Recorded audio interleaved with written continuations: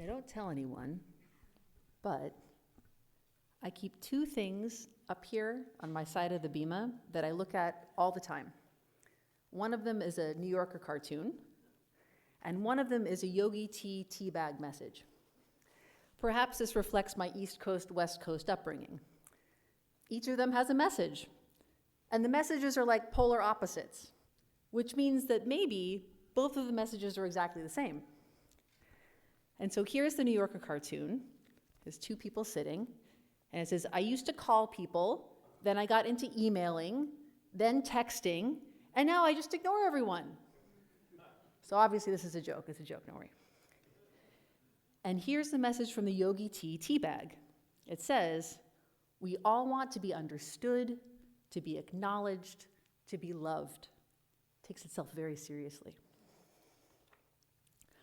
I love how these two messages are exactly opposite and exactly the same. The way these two messages are articulated makes me laugh and makes me think. And taken together, they help me focus on the work that I need to do as a rabbi. We're deep into the book of Deuteronomy. Our parsha this week is Akev, and what this really means is the high holidays are fast approaching. This doesn't only mean it's time to renew your membership, make your plans for Rosh Hashanah dinner and Yom Kippur breakfast, although you should absolutely renew your membership and remind all your friends to do so. This also means, in addition to supporting your Adat Shalom community and family, this also means it's time for cheshbon hanefesh, for spiritual self-reflection. It's interesting, this word cheshbon. In modern Hebrew, it means the bill, like the check. Like when you're ready to leave the restaurant, you ask for the cheshbon. It means accounting.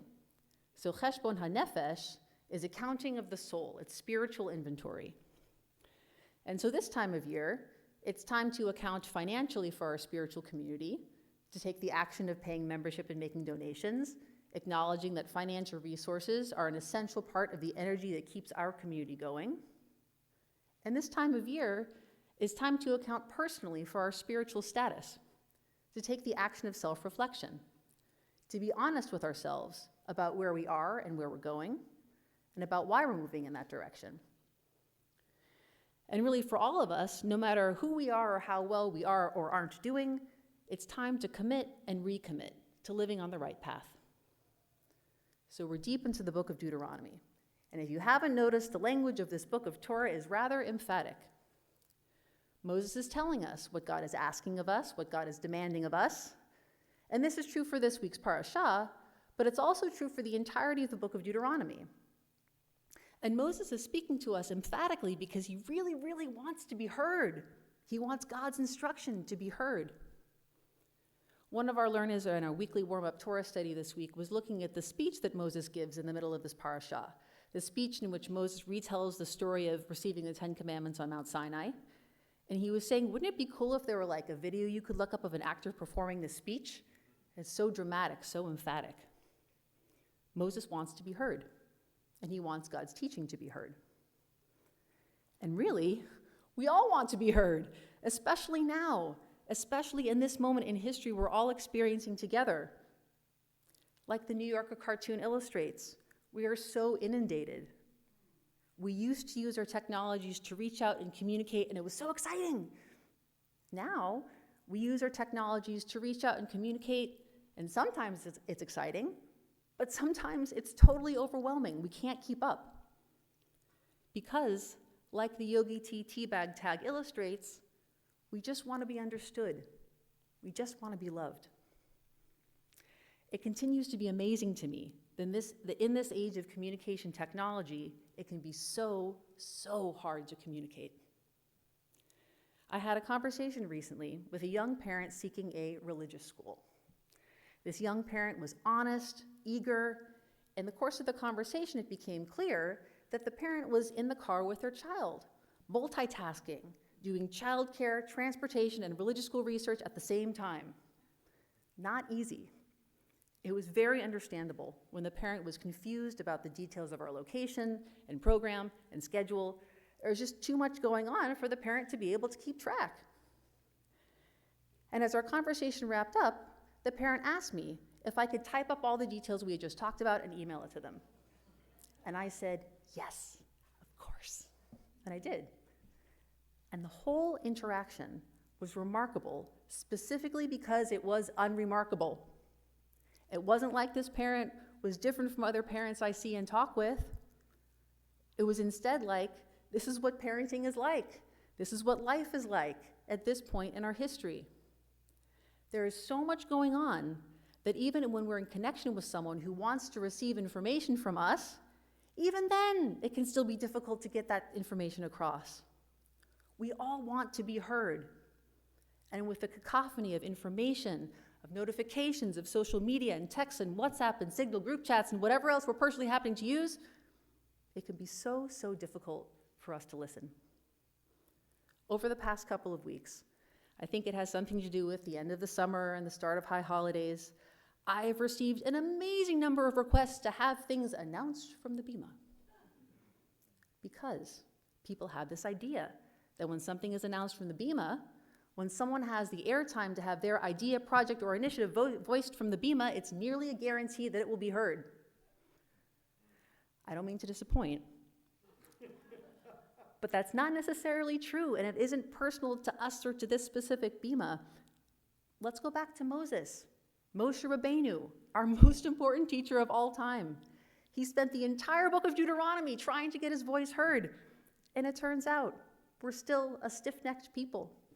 We still won't necessarily listen. But we have to become better listeners. We all have to become better listeners. We all have to work on this all the time because our world right now is not a world that encourages listening. And the truth is we all need to be heard. We all need to be loved. And this is what listening is all about. A number of years ago, I heard this teaching from Rabbi Ronit Sadok. At the time, she was a rabbi in Los Angeles, and now she's in Seattle. And she was speaking about this research study to gather information about when people walking on their way would stop to speak with a person who seemed lost or needed help or had a question. Not like a call 911 sort of needing help, they just had something they needed.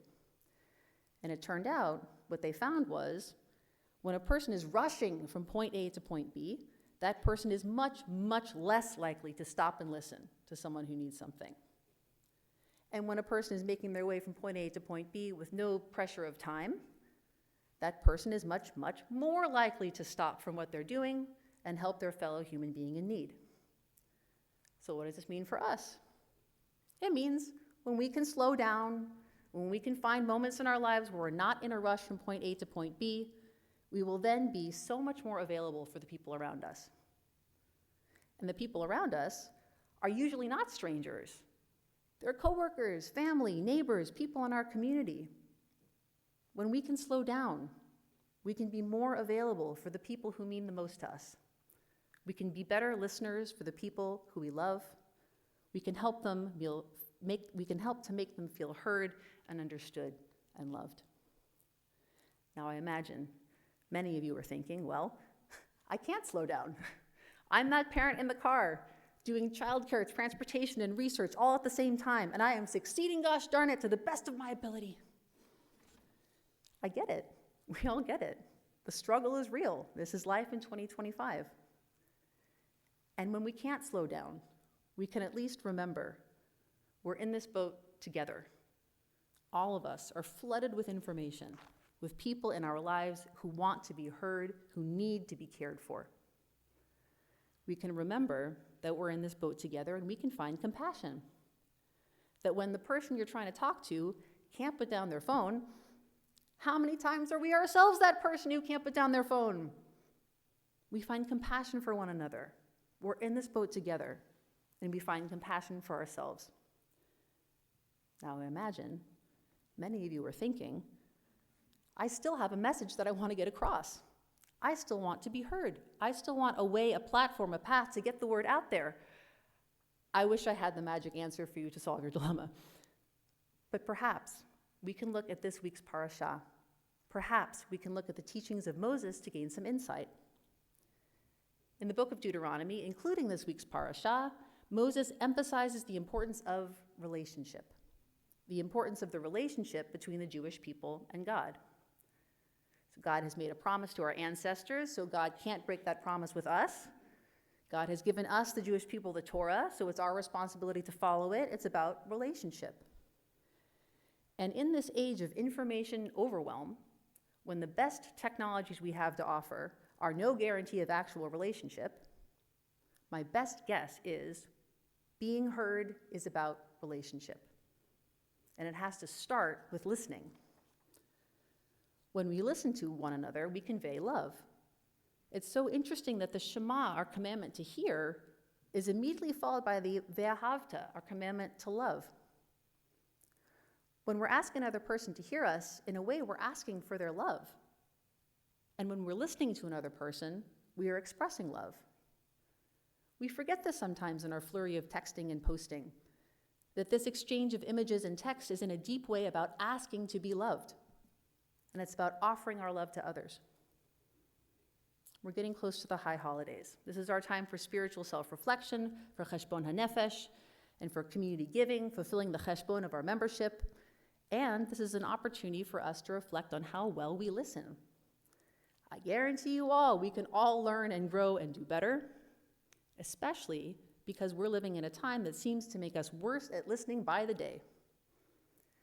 And as we reflect on how well we listen, it helps us reflect on how we want to be heard, about how we can best be heard. I don't have the magic answer, I wish I did, but my best guess is that it's about relationship. That when we can make others feel heard, when we can make others feel loved and supported, it will help them to hear us and support us. It will help them extend their love towards us. May we be blessed in the coming week and in the season ahead with listening ears, and may we be blessed in the coming week and in the season ahead with loving hearts. Shabbat Shalom.